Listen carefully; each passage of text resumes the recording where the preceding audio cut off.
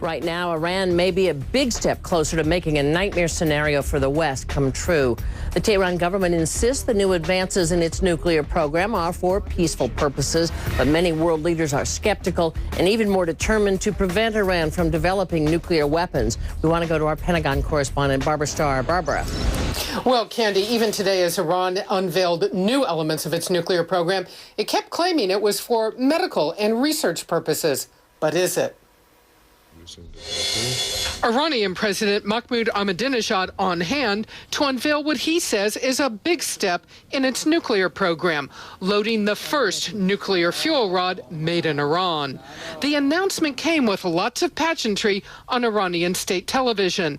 The stage Ahmadinejad spoke on adorned with images of nuclear scientists killed by unknown assailants, and a defiant Ahmadinejad flanked by what looks like a centrifuge, defending Iran's plans.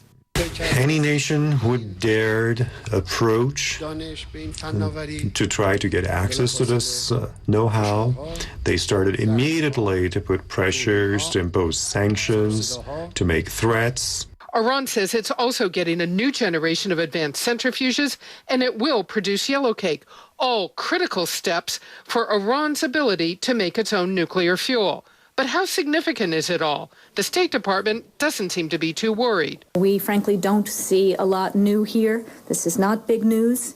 In fact, it seems to have been hyped. But experts disagree. It's definitely a technical achievement to be able to make fuel rods for this reactor. It's not easy to do. Many people didn't think Iran can do it, so they definitely have something to crow about. The announcement may be Tehran's latest negotiating ploy for concessions against crippling sanctions. But it still leaves the U.S. closely watching for any signs Iran has crossed the so-called red line into making a nuclear weapon. A clear indicator would be enrichment of uranium to a 90% level would be a pretty good indicator of their seriousness. By its own account, Iran isn't there yet, but other potential signs are being watched. They would have to kick out inspectors, turn their facilities over to making bombs, and we'd have time to take action. So if Iran was to make that decision to go for weapons-grade nuclear fuel, the estimate is it could take them another 6 months to make enough of it, and after that, about another year and a half to be able to put it on a warhead and put it on top of a missile. All very worrisome developments that you can bet U.S. and Israeli intelligence, Candy, are going to keep watching.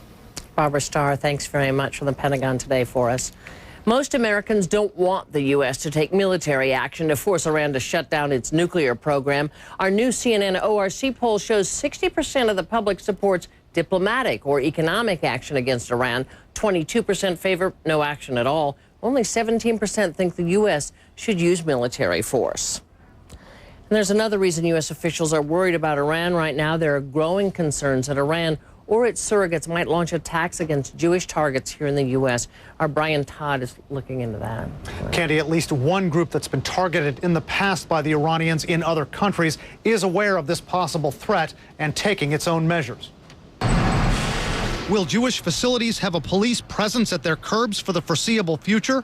Jewish leaders tell us they're boosting their security, and for good reason.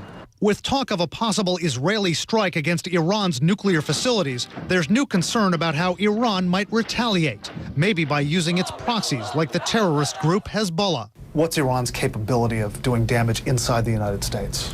You know, that's actually very difficult to give you a clear, concrete answer to, but we do know that Hezbollah does have its footprints and they have a role and have had a presence in the United States, in the broader Americas. Frank Salufo, former Homeland Security aide to President Bush, says there are also criminal enterprises in the U.S. which Iran could tap into to carry out an attack. Experts say synagogues, Jewish community centers, and schools are soft targets. This joint Homeland Security and FBI bulletin sent last week to law enforcement agencies says that violent extremist groups have long advocated attacking places like this. But it also says, as of last week, there was no specific threat to Jewish organizations inside the United States stemming from those recent tensions with Iran. A Homeland Security official says there's been no change in that assessment since then. But I asked one woman about the threat as kids were let out at this synagogue. Places like this are sometimes considered soft targets. Are you concerned about that? Of course I am, because I work in the community and I worry as not only as an individual but also as a Jewish woman. Homeland Security Secretary Janet Napolitano says her agency is monitoring the Hezbollah threat. We are reaching out to particularly the Jewish community across the country who have been the intended targets in the past. Iran has proven it can launch deadly strikes on foreign soil, bombing Jewish targets in Argentina, assassinating a former Iranian prime minister in Paris. U.S. officials say with their backs against the wall, the Iranians may again make a bold stroke, like their alleged plot to assassinate the Saudi ambassador in Washington. But former CIA officer Ruel Garect, who tracked Iranian operations, says that episode shows the regime can also bungle these plots. Even when the Iranians have succeeded in the past with terrorist strikes, and they have often succeeded, I don't know of a one where we haven't recognized them. Garect says the Iranians may have sleeper cells inside the U.S., but he says it might take them a while to get those cells operational to carry out an attack. He says for that reason, if Iran is attacked, look for there to be some lag time between that and a possible retaliatory strike. Candy. But there is some way that more immediately the U.S. could strike against U.S. interests, at least. That's right. Iran could do that. Ruel Garect says that in the immediate, right after an attack, they could try to close the Strait of Hormuz, choking off U.S. oil supplies from the Gulf. He says that would, of course, provoke a pretty nasty confrontation with the U.S. military, but it is a way they could hit back right away, and they're right there. They could do that. Brian Todd, thanks very much. Sure. We also have new information about another global threat. CNN has obtained a U.S. intelligence bulletin about the merger of the Somalia-based terrorist group al-Shabaab with al-Qaeda. It says the move could further radicalize al-Shabaab sympathizers and encourage them to adopt al-Qaeda's focus on attacking the West. But the bulletin also says the merger could reduce al-Shabaab's support within the Somali community here in the United States.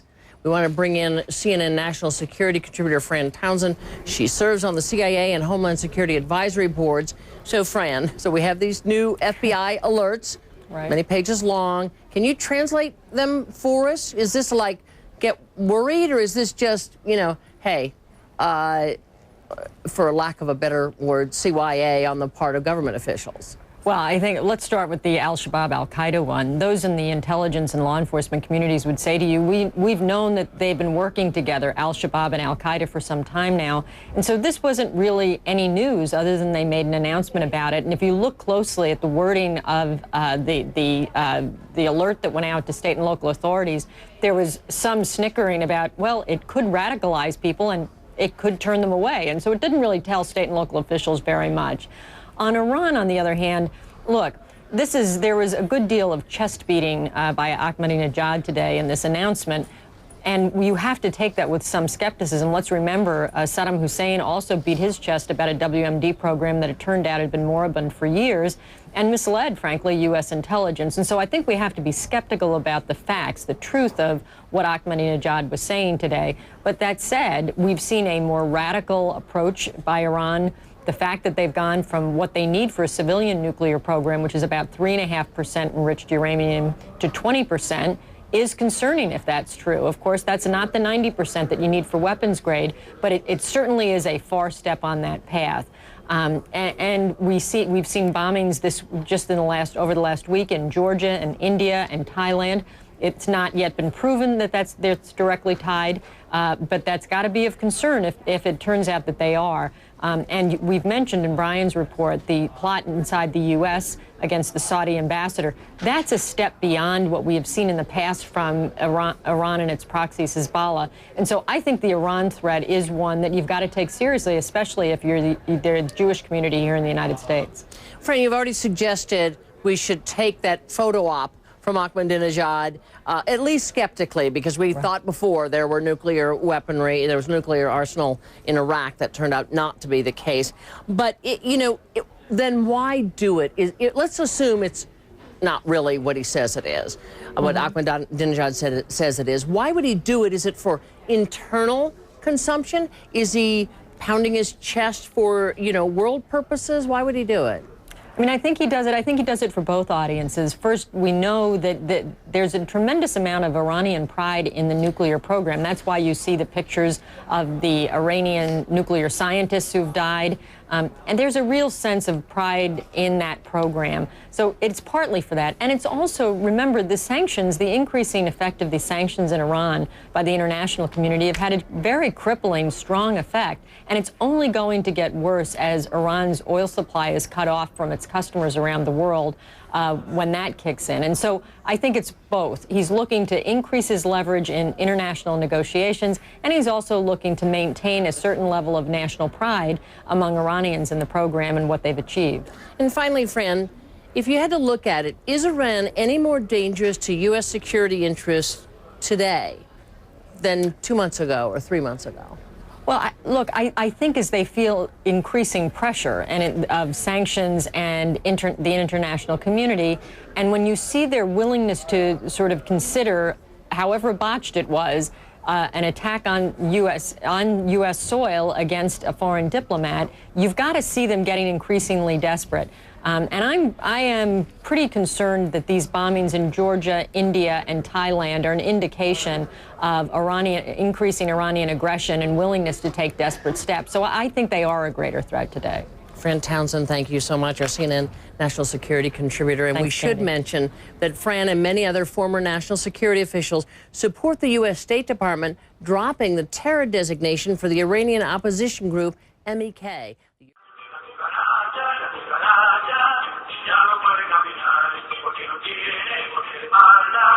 Bye.